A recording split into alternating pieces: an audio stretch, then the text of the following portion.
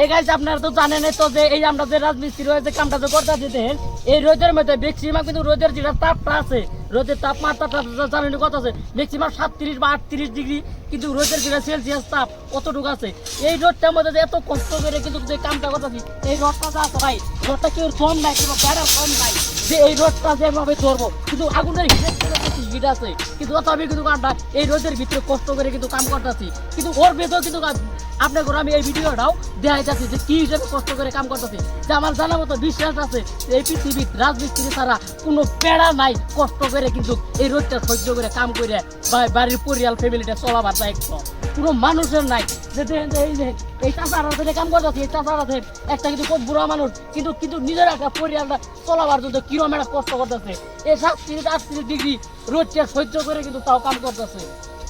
যে আমি দেখি যে আপনার করে যে পাতাটা দেখেন কোনো একটা মানুষ একটা ছাগল গরু নাই কিন্তু তখন আমরা আছি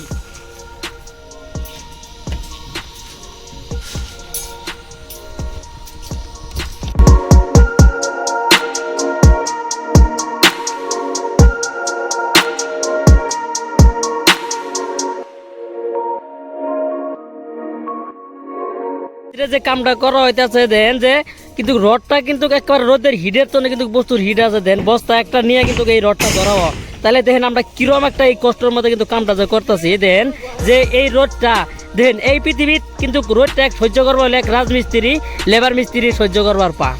এর ছাড়া আর কিন্তু আমার বিশ্বাস আছে আর কেউ বোধহয় সহ্য করবার পায় না।